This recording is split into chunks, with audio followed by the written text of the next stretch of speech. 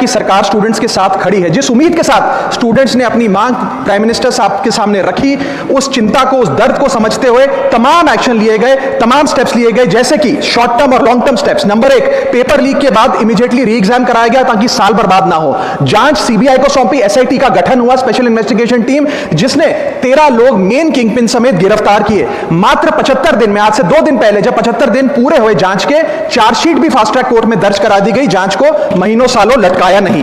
47 national testing agency के officers को shunt out किया गया। एजुकेशन सेक्रेटरी का तबादला हुआ, यहां तक कि मॉरल ग्राउंड्स पे हमारे ऑनरेबल होम एजुकेशन मिनिस्टर ने इस्तीफा तक दिया और स्टूडेंट प्रोटेस्टर्स के खिलाफ जो केसेस थे उन्हें विड्रॉ किया गया। बीरीड फैमिलीज जिसके अपने किसी घर के बच्चे को, किसी स्टूडेंट को खो दिया, उसको कॉम्पनसेशन दी जा रही है। एग्जाम सिक्योरिटी प्रोटोकॉल्स को स्ट्रेंथन किया जा रहा है और अगली बार से यह नीट का पेपर ओएमआर शीट से नहीं बल्कि फुल्ली कंप्यूटर बेस्ड टेस्टिंग से कराया जाएगा ताकि remotest chance of paper leak भी एलिमिनेट कर दिया जाए। इसी के साथ साथ सरकार ने एक हाई पावर टास्क फोर्स का गठन किया है जो फर्दर रिफॉर्म्स अंडरटेक करेगी कि भारत के पब्लिक एग्जामिनेशन सिस्टम की इंटेग्रिटी को कैसे प्रिजर्व और प्रोटेक्ट किया जाए, और इसमें इंडिया के मोस्ट अक्लेम्ड एक्सपर्ट्स जैसे कि नंदन नीलकनी साहब को समिति में डाला गया है। इसी के साथ साथ वेटरन्स क्रिएट करने के लिए, अपराधी के मन में खौफ पैदा करने के लिए एक ऐसा कानून लेकर आज सरकार सदन में आई है जिसके पास होने के बाद कोई अपराधी सपने में भी यदि पेपर लीक करने का सोचेगा तो उसकी रूह कांप जाएगी।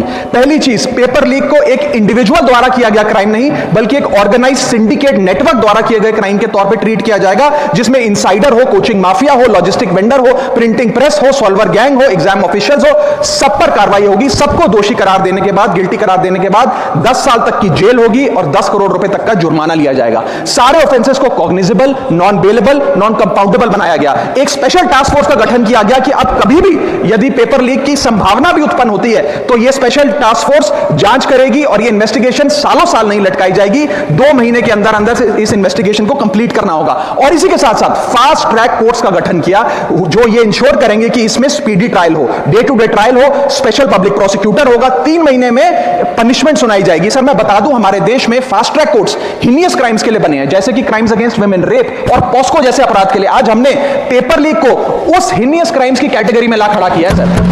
इसी के साथ साथ सर इंस्टीट्यूशनल और systematic reforms will demonstrate zero tolerance towards paper leak, और इससे भारत की इंडियन पब्लिक एग्जामिनेशन सिस्टम की इंटेग्रिटी को हम प्रिजर्व और प्रोटेक्ट कर पाएंगे। ये सब इसलिए हुआ because sir there is nothing more important than the students and their future. Sir their voices mattered, their voices were heard and systemic changes have been brought in. उनकी आवाज को, स्टूडेंट्स की आवाज को कोई पॉलिटिकल चैलेंज नहीं बल्कि एक परिवार की भीतर की चिंता की तरह समझकर, जैसे घर के बच्चे घर के बड़े से अपनी चिंता व्यक्त करते हैं, दर्द व्यक्त करते हैं,